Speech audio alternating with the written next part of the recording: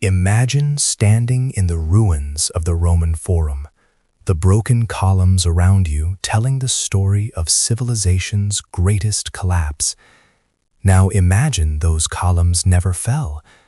Imagine the Senate still meets in that marble chamber.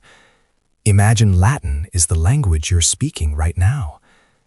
In our world, September 4th, 476 Anno Domini marked the end of antiquity, when the last Western Roman emperor, Romulus Augustulus, was deposed by the barbarian chieftain Odoacer. The Western Empire crumbled, Europe plunged into centuries of chaos, and the light of classical civilization flickered and nearly died. But what if it didn't? What if one decision, one battle, one leader changed everything? The year is 475 Anno Domini. The Western Roman Empire is on life support. Germanic tribes control most of the provinces. The treasury is empty. The legions are shadows of their former glory, filled with barbarian mercenaries who owe loyalty to gold, not Rome. Emperor Julius Nepos has just been overthrown by his own general, Orestes, who places his teenage son Romulus on the throne as a puppet.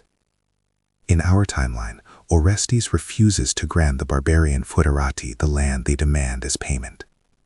They rebel under Odoacer, kill Orestes, and depose Romulus. The West falls. But in this timeline, something different happens.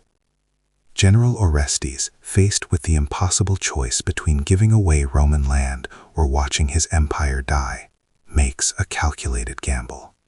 Instead of refusing Odoacer outright, he proposes something unprecedented: a joint military campaign. The barbarian warriors will receive not Italian farmland, but the rich provinces of North Africa, which have fallen to Vandal control decades earlier. It's a desperate play, using barbarians to fight barbarians, offering them not scraps of Italy, but an entire wealthy region across the Mediterranean. Odoacer, ambitious and pragmatic, sees opportunity where others see only Roman desperation. He agrees. The campaign is brutal, but successful. In 477 Anno Domini, combined Roman and Germanic forces retake Carthage. The Vandal kingdom collapses. The grain shipments from Africa resume, flooding Rome with the food it desperately needs. Tax revenues surge. Orestes, now hailed as the savior of Rome, uses this breathing room to fundamentally restructure the military. He abandons the pretense of Roman ethnic purity in the legions and instead creates a hybrid military system where barbarian warriors serve in specialized units commanded by Roman officers trained in classical tactics. It's not the Rome of Augustus, but it works. The empire stabilizes. Young Emperor Romulus Augustulus, who in our world becomes a historical footnote, grows into Emperor Romulus Augustus the Restorer. By 490 Anno Domini, he's a capable administrator who understands that survival requires adaptation. He relocates the western capital from crumbling Ravenna to Milan, closer to the Alpine passes where threats emerge.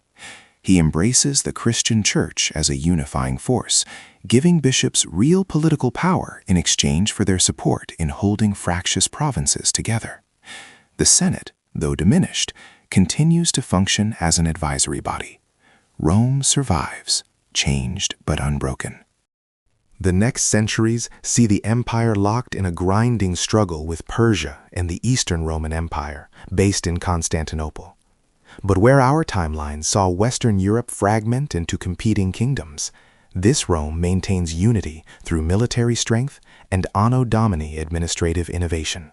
By 600 Anno Domini, Roman engineers are improving on ancient technologies out of necessity. Water mills proliferate along every river, powering grain mills and metalworking shops.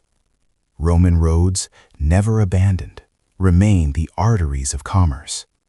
The postal system, the cursus publicus, continues to link provinces in an information network no medieval kingdom could match. Then comes the Islamic conquests of the 7th century. In our world, these swept through a divided Mediterranean. Here, they crash against a unified Roman defensive system. The decisive Battle of Alexandria in 642 Anno Domini sees Roman legions, now heavily armored cavalry supported by crossbow-wielding infantry, hold Egypt against the Arab armies.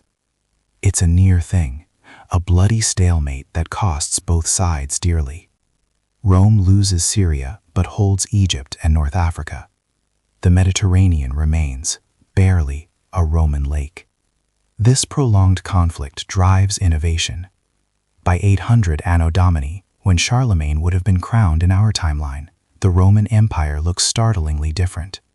Universities in Rome, Alexandria, and Milan preserve and build upon classical knowledge without interruption. Greek and Roman texts aren't locked away in monasteries waiting for a renaissance. They're actively studied and expanded. A Roman scholar named Quintus Severus publishes a comprehensive medical encyclopedia in 830 Anno Domini that advances surgical techniques by describing sterilization procedures observed in military hospitals. The germ theory of disease emerges not in the 19th century, but in the 11th, born from centuries of continuous military medical practice. The printing press arrives in 1187 Anno Domini, nearly 3 centuries early, invented by a Roman craftsman in Milan who applies winepress mechanics to movable wooden type. Within decades, Latin texts flood the empire. Literacy explodes. By 1250 Anno Domini, roughly 30% of urban Romans can read, an unthinkable figure for medieval Europe. The empire develops a culture of engineering and practical problem-solving because it must. Every generation faces military threats that demand technological solutions. Walk through Rome in 1400 Anno Domini, and you'd find a city that feels impossible. The Colosseum still stands, but now massive workshops occupy its lower levels, where engineers build increasingly sophisticated mechanical devices. The Roman numeral system has been replaced by Arabic numerals. Anno Domini opted from captured manuscripts during the wars with the Caliphate. Street vendors shout in Latin, the universal language from Britain to Egypt. The Tiber is crossed by ancient stone bridges reinforced with iron frames. Aqueducts still flow, feeding public fountains where citizens gather. But look closer, and you see the changes. Glass windows, rare luxuries in our medieval period, are common here because continuous glass-making traditions never died. Street lighting exists in wealthy districts, not electric, but oil lamps on bronze posts maintained by city workers. The Senate building houses a bureaucracy that would astound medieval kings. Tax collection is systematic. Property records date back centuries. Postal carriages run on schedules. It's not a utopia. The empire is harsh, militaristic, and deeply unequal, but it functions with an efficiency that won't be matched elsewhere until the modern era. Emperor Constantine XIV, ruling in 1453, faces a crisis that would destroy the Byzantine Empire in our timeline, the Ottoman Turks. But this Rome has spent 1,000 years perfecting defensive warfare. Roman engineers have developed primitive cannon by studying Chinese texts acquired through Silk Road trade.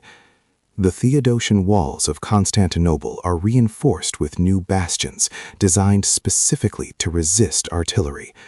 More importantly, the Western legions arrive to supplement the defense. The Ottomans besiege the city, but cannot take it. The Sultan withdraws. Rome survives again. The discovery of the Americas comes in 1471 Anno Domini, earlier than our timeline, when a Roman navigator named Marcus Valerius, sailing from Spanish ports to find a western route to the Spice Islands, reaches the Caribbean. The colonization that follows is methodical and brutal. Roman governors establish provinces in the New World, importing Roman law and Latin language. By 1550 Anno Domini, massive silver mines in Mexico and Peru fund another Roman Golden Age. Industrial revolution begins in the late 1600s.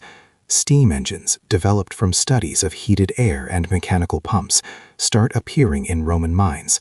By 1750 Anno Domini, steam-powered ships patrol the Mediterranean. Factories in Milan and Rome employ thousands.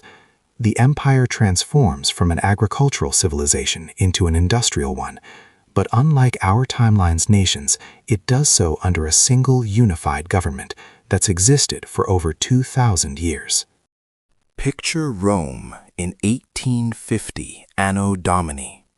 Electric lights, developed by Roman scientists building on continuous electrical experimentation dating back to ancient observations of static electricity, illuminate the Forum. The old temples have been converted to museums and government offices. Steam trains run on tracks laid along ancient Roman roads. The Latin language has evolved, incorporating technical terms and new concepts, but a citizen of Augustus would still recognize it. The Senate, now elected by property-owning citizens, debates colonial policy and industrial regulation in the same chamber where Cicero once spoke. The emperors have become constitutional monarchs, their power checked by senatorial bureaucracy and provincial governors, but the throne endures. Citizens across 4 continents, from Britain to Brazil, from Egypt to East Asia, call themselves Romans. They speak Latin, follow Roman law, and serve in legions that trace their lineage back 2 millennia. As you stand here, in our ruined Forum, touching these broken stones, consider what was lost when Rome fell. But more disturbingly, consider what else was lost, what we'll never know we missed, because the Western Empire died in 476 Anno Domini.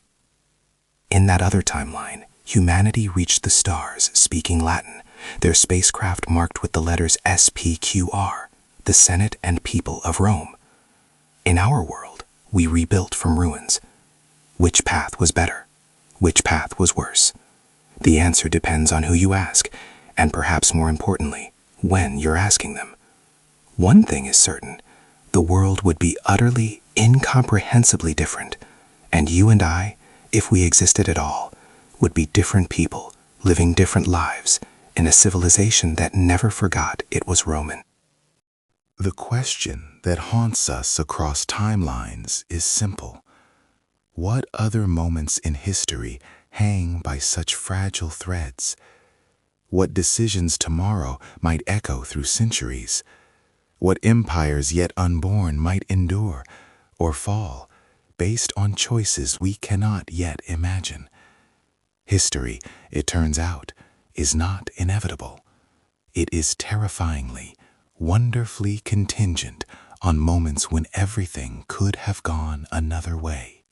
What empire should we save next? Let us know in the comments below, and subscribe for more journeys into the second timeline.